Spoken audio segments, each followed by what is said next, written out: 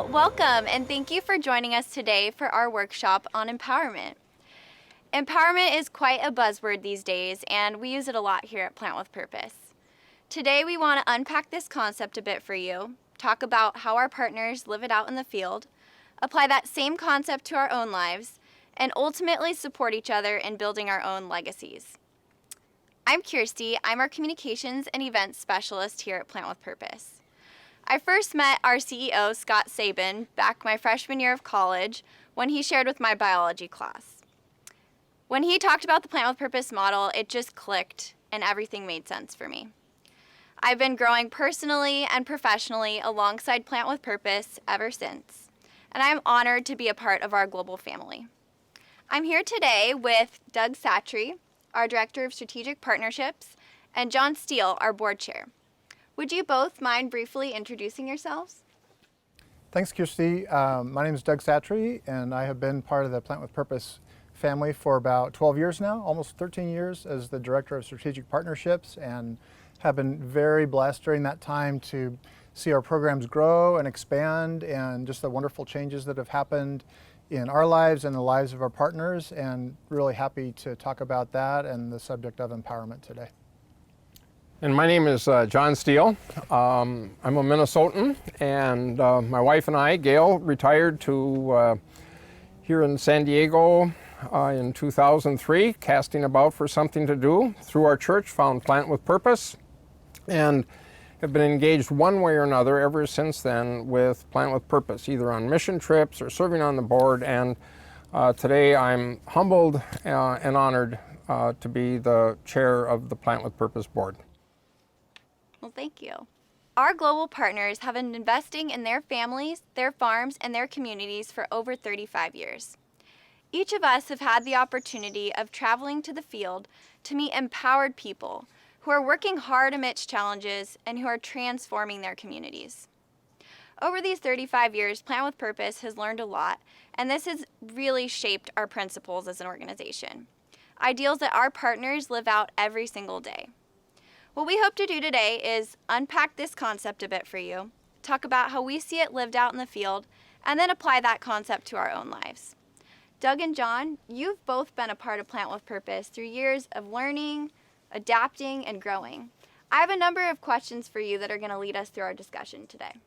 Something that is crucial to the success of Plant with Purpose programs is the power of community. Without the support of community, Plant with Purpose's model simply does not work. Doug, I would love it if you could talk a little bit about the value of community in Plant with Purpose's international programs.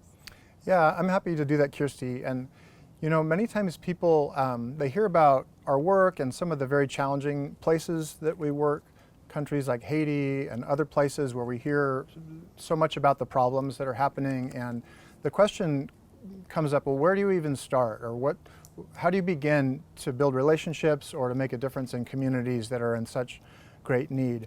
And for us, you know, rather than looking for individuals to work with or maybe working through government or other mechanisms, we really work with the whole community.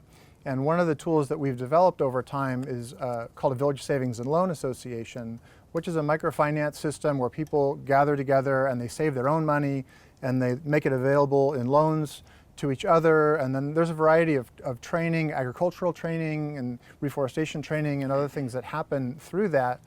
But really the heart of it is bringing community members together to grow in their relationship, their trust with each other, and not only to talk about what the challenges that the community has, but to talk about what has God given them, their strengths, their talents, their resources, and to really begin to catalyze that. And that's really the heart of what we do.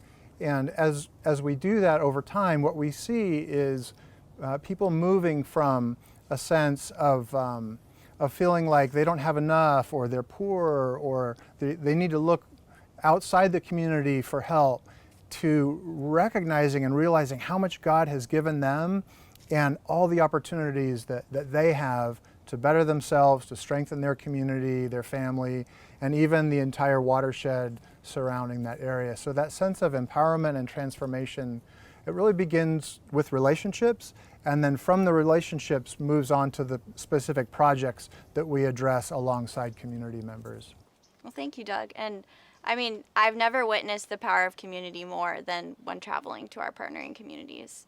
John, would you be able to, as a member of our board, speak a bit to community and how that relates to the Plant with Purpose Board of Directors? Thanks, Christy. The Plant with Purpose Board is basically a community of 11 or 12 leaders from across the United States that we have recruited and drafted to serve for 3 to 6 years on our Plant with Purpose Board.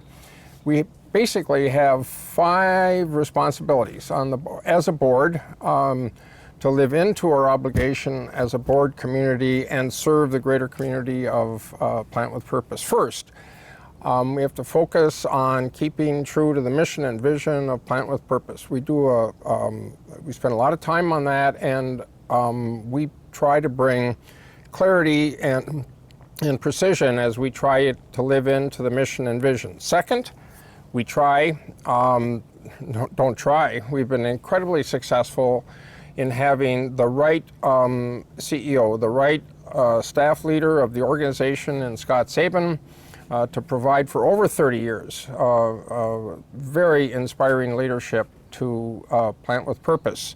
Thirdly, we try very hard to plant hope and to cause hope to be planted by causing our over 1,000 sponsors and generous contributors to be in relationship with over 15,000 families in 9 countries who benefit from the tools that we bring together to lift up, give hope, and share hope with the people in these countries.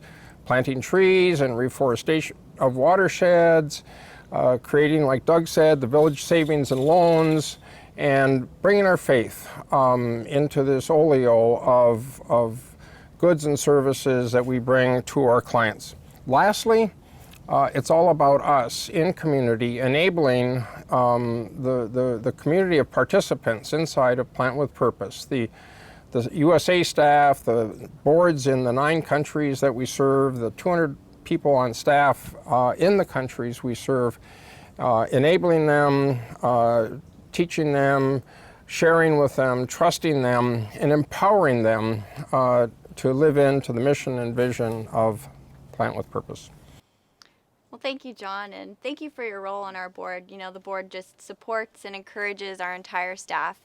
And as accountability partners, we're just so grateful for all that you do. Thank you. I'm wondering if you can talk about how you've witnessed community more so in the programs, Plant with Purpose International programs, and also within our staff. Oh, gosh. This isn't about a specific individual. This board governance and the relationship that we have with the organizations inside of Plant with Purpose, it's truly a team sport. We're blessed to be in partnership with a number of church communities in the United States, here in San Diego and in Michigan and Minnesota and Houston, and those communities are partnering with our community here in San Diego to really be the wind beneath the wings of Plant with Purpose. We have a very strong donor community, pretty much again throughout the United States, who are bringing their passion, their finances, financial resources, and their time, investing all 3 of those to cause Plant with Purpose to achieve its mission and vision in the people and the countries we serve. We multiply ourselves by working together as teams to effectively work with and nurture the boards that we have in the individual countries and the staffs that we have in the individual countries. So what you're seeing is a whole bunch of layering of people focused on restoring watersheds, creating village savings and loans, and bringing the faith to people in 9 countries throughout the world. Just the mere fact of us bringing our process and our plans and our hopes and our dreams to watersheds mean that we are engaged with one or multiple communities in each one of the watersheds that we are working with. They generally would have a village and savings loan group that is working while they are indeed restoring the watersheds and improving their agricultural yields. It's basically a community of savers working to save their resources and then turn around and share their resources with their local community. I had the opportunity to watch all of this get unpacked in a community called Loma Chimidia, just outside, 2 hours outside of Oaxaca, several years ago. Plant with Purpose had been working in Loma Chimidia. The watershed was in the process of being restored. The agricultural yields were such that people had moved from subsistence to having enough produce to be able to sell in other communities. I watched food scarcity go to food abundance. And fittingly, I was in Loma Chimidia with a mission team for about 1 week, and we built a community center. And the community center was built to create a marketplace for this food abundance to be sold to others in the community and other in communities. It was a facility that was going to be used for meeting of the village savings and loan, and just as important as those two, it was a community center where people who were experiencing hope by restoring their forests and their watersheds could share their success with others in their community, and even more importantly in adjacent communities. So we saw community alive and thrive in Loma Chimidia. Well, thank you, John. That gives us such a broad, wonderful understanding of community at work in so many levels at Plant with Purpose's programs. And thank you to you and your church for investing in that community center and in our partners there, because Doug and I have both had the opportunity of visiting years later and seeing them flourishing through that process. I'm wondering, John, if you can give us more of an application for our own lives, for our listeners today. How can we be living into this sense of community more here at home? That is a good question. Plant with Purpose provides an amazing opportunity for people across our country to live into a community of people who care, and a people of community who want to share their financial resources, who want to share their time and their talents and their passions with Plant with Purpose to multiply themselves in the countries where we are working. It was our church community that you mentioned, Solana Beach Presbyterian Church, that first introduced me to Plant with Purpose, and was the one who kindled my interest in a Plant with Purpose mission and vision trip. And that started it. That was the genesis of my getting engaged and being in a community that was engaged and serving. We find ourselves in a community of donors and volunteers who are all focused on the mission and vision of Plant with Purpose, and to the benefit of, again, 15,000 families in 9 countries. And just as important as what I've just shared, we are partnering with 9 boards, 9 empowered boards of directors in the 9 countries we are serving in, giving them, sharing with them, partnering with them the tools and the resources they need on the local level, in their country level, in their watersheds, to give their staffs and the people they serve the tools, the resources to move them from hopelessness to hopefulness. Well, thanks, John. And I think everything that we've been talking about just makes me realize that I need to invest more in my community, in my people, in my family who can support me in achieving these goals that clearly our partnering communities are achieving together. So thanks for unpacking that for us. We're going to move along to our next concept. And something I wanted to actually point out is that we will be referring to the book Mindset by Carol Dweck a few times here. Doug and I spoke about this early on, and it's something that's really instigated a lot of our conversation. I'm glad you mentioned that. It's a great book, and one of the things that I like about it is it really speaks to how all of us have, all over the world, regardless of what our situation is, we have similar challenges in wanting to develop ourselves and having obstacles, and many times feeling discouraged and wanting to figure out how do we move forward. And the title really says it all. Mindset speaks to how we can choose to focus on growth, how we can think about setbacks as opportunities rather than permanent failures. And it's a real helpful lens, I think, to think about our lives, and it also speaks to how we work in the communities around the world. Well, thank you, Doug. I definitely added that to my reading list. Our partners are hardworking, empowered individuals who definitely recognize that change is achieved through effort. Doug, can you unpack that a little bit for us, just the impact of our local programs? Yeah, I want to do that. And one of the things we want to do in this time is just to really celebrate and give credit to our local field partners. As John mentioned, we have over 200 really dedicated staff in the 9 countries that we work. All of them are from the countries where we work. That's really part of our philosophy, is to build and help equip a local team to be the ones working day in, day out in the communities rather than people coming from someplace else. And it's really something that is it's paying off in the strength of their relationships in local communities.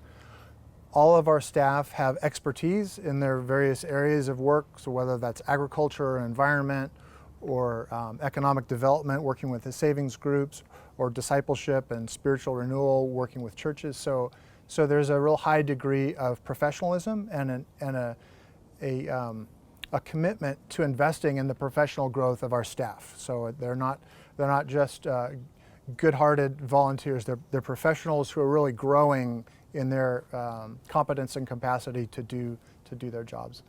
Another thing that is really true of every country where we work, and I've had the privilege of visiting, I think all of them now, is just the sense of love and respect that our staff has for the farmers and the community members that they work. It's in no way like a we talk and you listen, or we have something to share with you, and it's very mutual, it's very iterative, and it's very process oriented, that we believe that we have something to teach, but we also want to learn and grow and develop together. And that also, going back to what we were talking about empowerment, communicates to the communities that we value who they are, their culture, their expertise, their skills, and many times they're living in areas of the country or culturally, maybe they're indigenous groups that don't tend to value those things, that they are often devalued in their cultures. And so we have an opportunity to reverse that by coming alongside them and giving their communities and their cultures the respect that they deserve. So, and the fruit of that we've seen is this shift, and John mentioned the community of Loma Chimedia and some of the key, we work with many wonderful people there, but one couple that really comes to mind is a couple named Isabella and Alier, who are tremendous local leaders there, living in a community that has great pressure to migrate and seek a better life elsewhere. And they're a couple that really welcomed us and made it possible for us to work in that community, and then also became models for uptaking different skills, whether it's sustainable agriculture or just rallying the community to grow and learn together. Very instrumental in the construction of the community center that John mentioned. And it's just really incredibly encouraging for us to be able to work along leaders like them.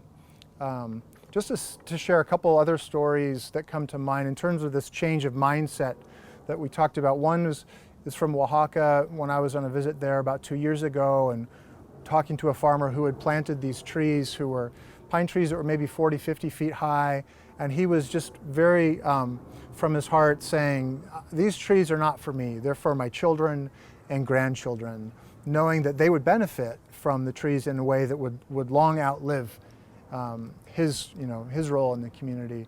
So that shift to, again, communities that have great pressure to leave and to seek another life someplace else, see this shift towards long-term investment and valuing and cherishing the communities where they live. And then one other story from a recent trip to Tanzania with some visitors and talking with a woman who was leading us through her farm. And one of our visitors, who I think was trying to maybe put her on the spot a little bit, said, well, what are you going to do with all these crops, when you sell them? Like, what's your plan?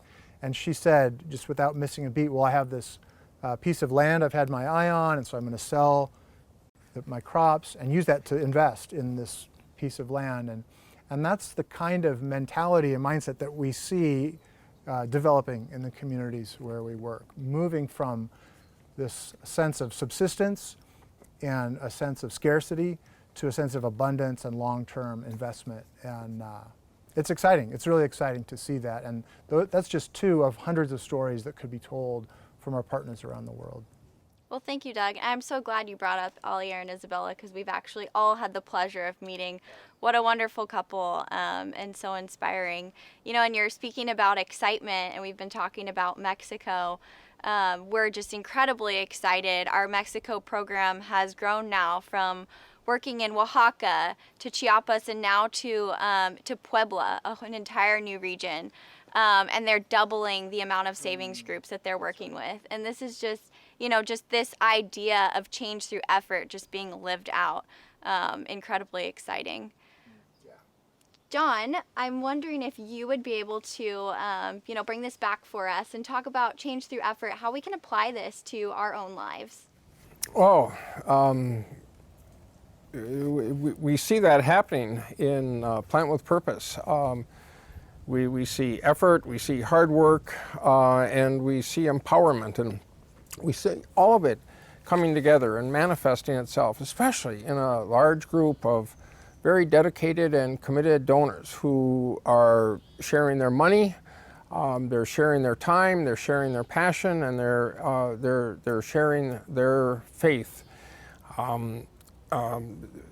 We have this hope-filled model that has been proven with respect to the watersheds that have been restored and the land that has been reclaimed and the crop yields that have been improved and the savings and loans. We can just keep counting those.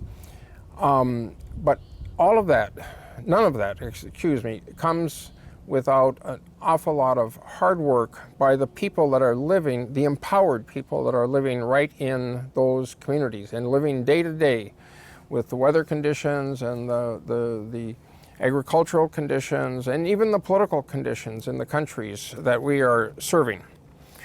One of the best things that comes out of this is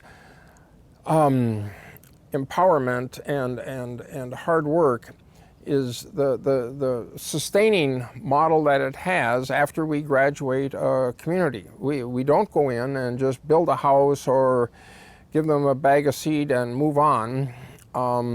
We partner with them, and they grow in their ability to understand how hard work, coupled with this empowerment model that we have in the countries, gives them tools and skills and success that they've had to date, and success that they know that they will enjoy tomorrow, because they have hope.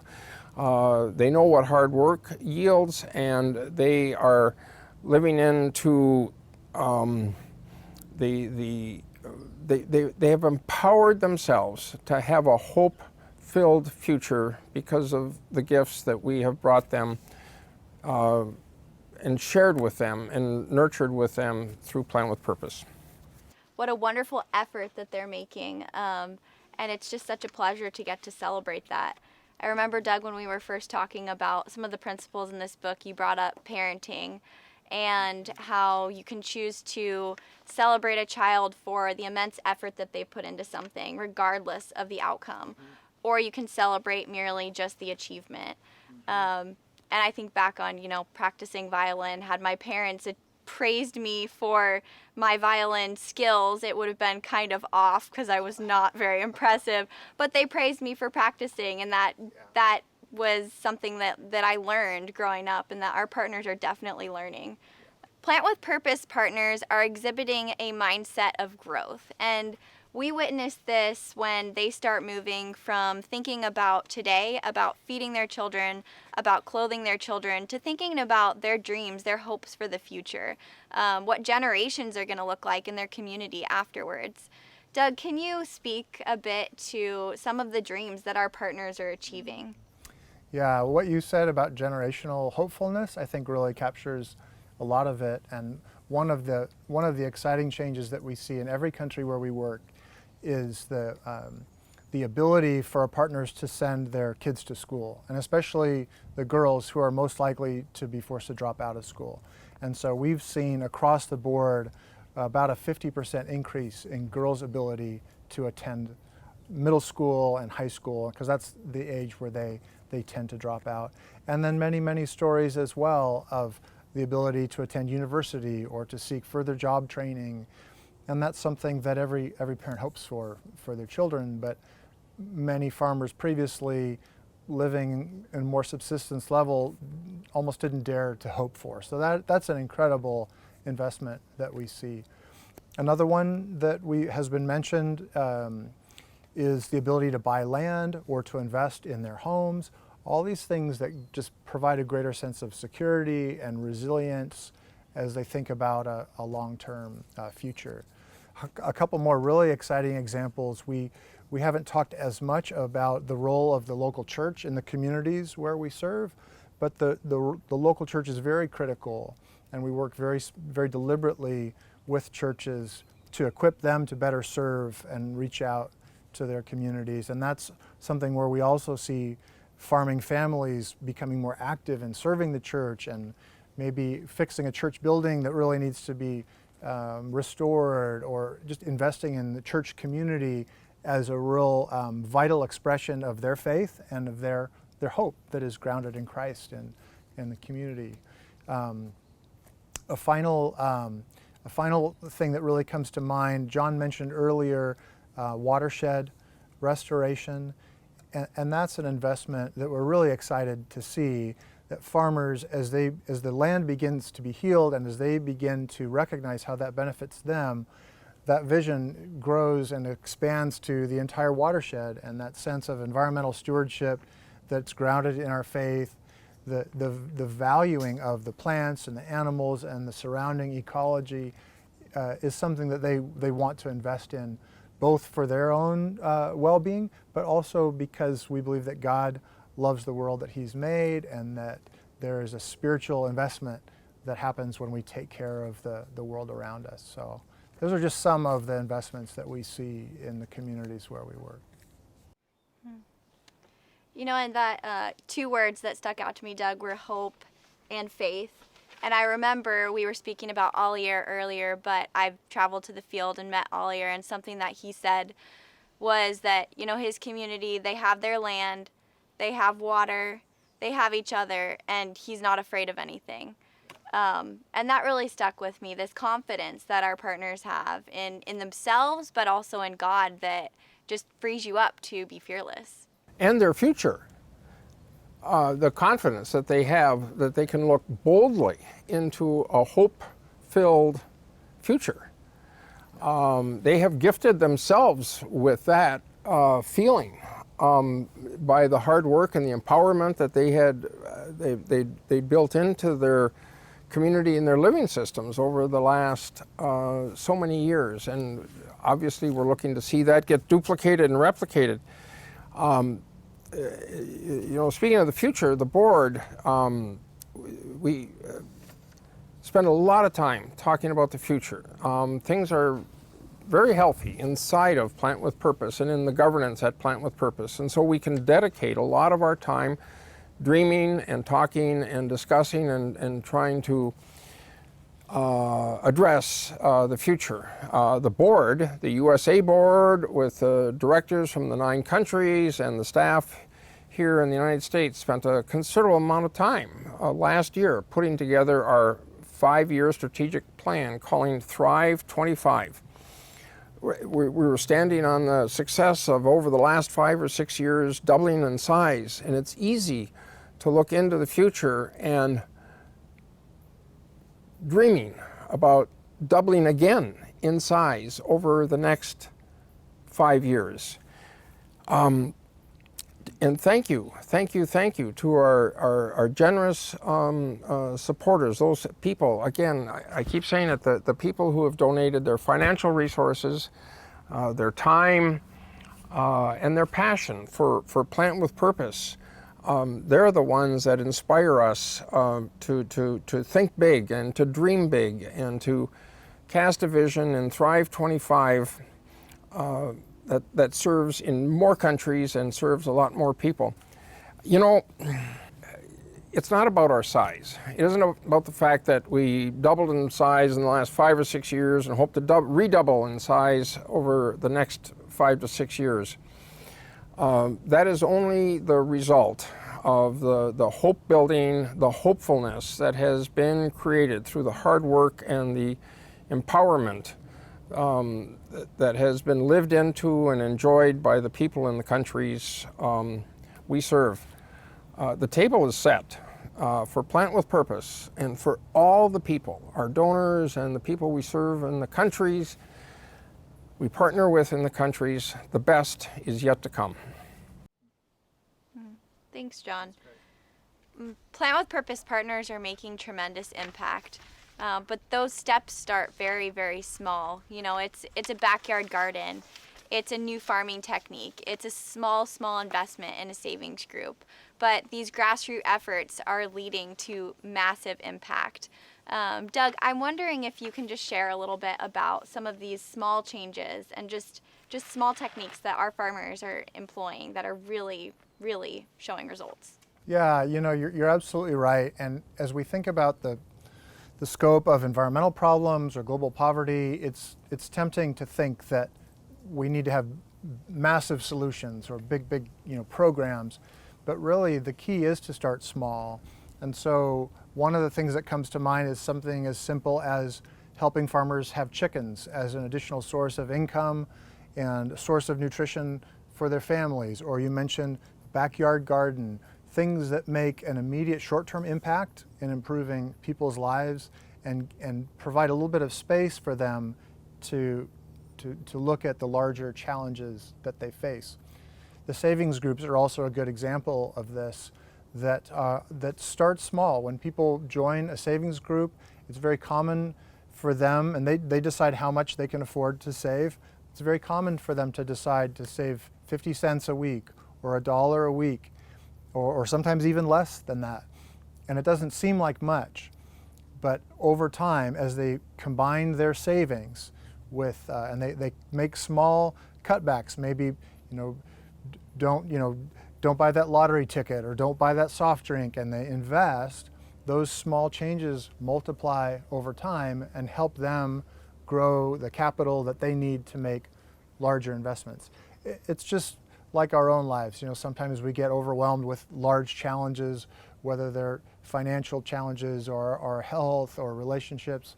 And it's so often true that it's the small steps, the healthy habits that accumulate over time that eventually lead to the great results. So many of those would be good examples.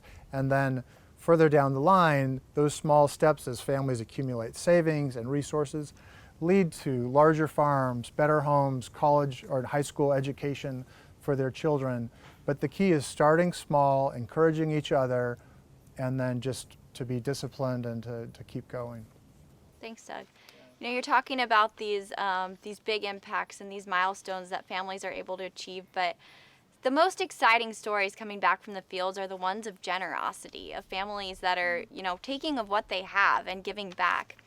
Can you share just a few stories from the field of these opportunities of generosity that our partners have taken? Yeah, one of the really exciting things, again, back to the savings groups, is not only are families saving money that they can then use to access loans, but they also have a separate savings account called a social fund, which they make available to freely give to anyone in the group that has a need. So medical emergency or a family crisis, they're able to give. Some groups even have started a third savings account that's specifically for people outside of the group in the community. So they recognize that the group isn't just for them, but it's for everyone else as well. Another example would be greater investment and generosity towards the church or towards other needs in the community. In Haiti, some of our leaders are working with a curriculum called Church, Community, and Change, where they're working together across different churches to identify the most needy people in the community who need homes and then to build homes for them. So many examples like this of just overflowing generosity that comes out of their own sense of empowerment and abundance and faith. You know, we have so many stories of generosity coming from the field, but equally as exciting are the stories of our donors who are supporting the work from here, who are investing in our partners and believing them and really just driving this change. John, you've been a Plant with Purpose cheerleader, board member, donor, friend for years. Can you just talk a little bit about, you know, your story with Plant with Purpose and how you got involved? Well, I feel very humbled and privileged to be sitting here reflecting on the fact that today I'm the board chair, the chairman of the board of Plant with Purpose. It didn't start out that way. I had a plan. I was going to go on a mission trip, and that was about it. I'd go for every year maybe on a mission trip with Plant with Purpose. God had another plan. I had a plan when I was invited to originally serve on the board in a leadership capacity. I said no. And I said no not only once, but I said no 2 or 3 times. But Scott Sabin and a couple of other board members wouldn't let go, and they just kept asking. They weren't happy with my no, and apparently they had better knowledge of what God's plan was, and finally maybe the 3rd time I said yes and joined the board. And I served on the board for 6 years and very much enjoyed that experience. We have board term limits. I marbled off the board.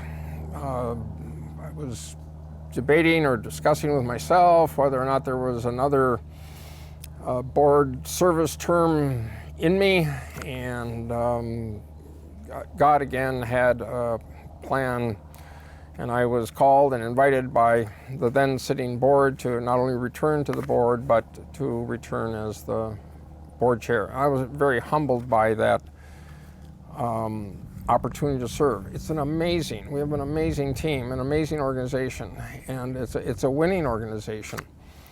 And it is easy, it is fun, and it is exhilarating to be part of and leading, but more just integrating myself with this hopefulness ethos that we have in the organization of trying to build processes and systems and relationships that cause people who have a heart to give and build hope to those who need that hopefulness by empowering and delegating and nurturing and working with our country boards and sharing with our country boards good governance practices and leadership practices, so that together we can team with them to be good stewards of our donors' money to the benefit of all of the people that we serve in the countries.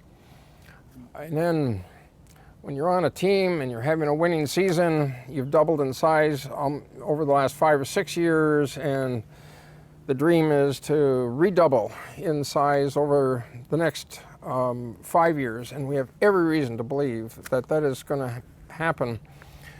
To serve on the board of Plant with Purpose is to be served by the board of Plant with Purpose, to be energized by the board, by the successes of things done to date, but more importantly, by dreaming big and the successes we can have on God's behalf for tomorrow. You know, John, your support, your involvement, your family's investment in Plant with Purpose it's building a legacy. And there's so many families that have just invested in Plant with Purpose and who are walking alongside our partners and supporting this effort. We actually have a video that we've recently put together that we think illustrates this really well. Check this out. Legacy. How do we walk through this world and leave an impact greater than us? That transforms families, that reshapes communities. We know you want to build a legacy and make a lasting impact. The problem is, nearly 1 billion people worldwide are trapped in a complex cycle of poverty. Their land has turned into a desert, and as a result, they can't grow enough food. Many eat barely more than 1 meal a day. Their despair runs deep, and they are pushed to the margins of their communities. But people need more than just charity. They need to be empowered, not just today, not just tomorrow. They need the tools to work hard and build their own legacy for a lifetime. Like you, we wanted to make change. It's why at Plant with Purpose, we've worked for 35 years in 8 countries.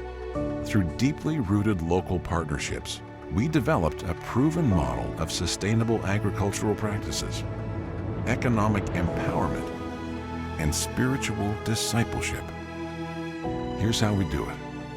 Through tools like kingdom-focused agricultural training and the formation of savings groups, local leaders in each country empower individuals and families, teaching them best practices to work hard, care for their land, increase their crops, build their savings, and grow spiritually. Families implement what they learn and begin to build legacies of their own. They go from saving 25 cents a week to having thousands of dollars in savings within just a few years, giving them the resilience they need in the face of disasters and the ability to reinvest in their farms. The result? Through partnerships with people like you, overall poverty was reduced 63% in the communities we serve. People grew out of poverty. Families provided for themselves. Agricultural damage was reversed, and desperate communities began to thrive. You can change the lives of people around the world. People like Komino, and Naka, and Alier, and Joyce. This is their legacy now, and this could be yours.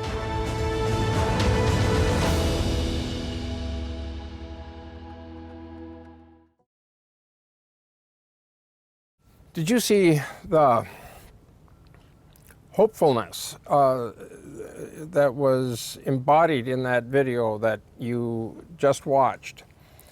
Gail and I want very much to be a part of the future of those people that we saw in that village, in those villages, in that rainforest.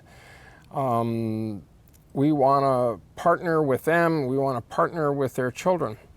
As it turns out, Gail and I had very successful careers before we retired. Today, we're more focused on what can we do in terms of legacy leaving, and what can we do to leave a bigger and better life of success. So basically, we've moved from what I would call success to significance. And what does significance look like to us? Significant looks like multiplying our resources and multiplying our time and multiplying our faith by giving ourselves away so that others can live into the future and their own legacy in whatever country and whatever condition they are in. Gail and I donate annually to Plant with Purpose to foster many of these things that Doug and I and Christy have talked about here. But even more importantly, Gail and I have made a very thoughtful decision to leave a portion of our estate upon our passing to Plant with Purpose that would continue the good work that Plant with Purpose is doing today, and the work that I've been able to be involved with in Plant with Purpose today. It can be multiplied and it can grow into the future. We feel very committed that God has a plan for us, and God has a plan for Plant with Purpose, and God has a plan for the people you just saw in that video. And all of these plans intersect by ours making a planned gift commitment to Plant with Purpose. Anybody who has some of that same feeling or that same drive, I would strongly consider that you get in touch with Doug Satry here, and he can help you also participate in that junction of your legacy, the Plant with Purpose legacy, and the legacy of the people that we just saw in the video several minutes ago. The future of Plant with Purpose is very, very bright. All signs at this point in time are we're going to meet and or exceed the big bold dreams that we had in Thrive 25 for the next 5-year period of time. And gosh, we just invite anybody and everybody to join in with us, to join us, to empower, to fund, to enable, and to trust the leadership teams in the countries we are working in today and the new countries we will be working in tomorrow. God has a plan for us. God has a plan for Plant with Purpose, and I just invite everybody to partner with us and live into God's plan for Plant with Purpose and the people we serve. Yeah, thank you, John. I mean, I can't help but think while you're speaking that God formed you as a leader, as just an integral member of the Plant with Purpose family, and we're just incredibly grateful to have you here. You know, we've really enjoyed our time with you all here today, and I hope that you will join us for the myriad of other webinars and live sessions we have going on today, tomorrow, and Saturday. Thank you, John. Thank you, Doug, for joining us. You're very welcome. It's been great. Doug, I know you also have a number of ways that we wanted to share that you can really dive in and invest with us in this season. Yeah, just to highlight a couple of things, and as John mentioned, we have been so blessed recently by people letting us know about their estate plans and legacy gifts, and that's been a real exciting evolution in our life as an organization. And so we would humbly ask that you would also consider joining us in that way, and we'd love to talk with you more about how that could be possible. This week we have a number of exciting things happening, and really want to invite everyone to join us this coming Saturday night at 5 o'clock for our live Plant with Purpose Gala. We're going to hear from our Executive Director, Scott Sabin, and just hear about some of the wonderful stories, more stories from the communities where we serve, and more about the vision for the next season of our life as an organization. We have a new video from our work in the Dominican Republic that we're going to premiere, and we'll be showing that as well.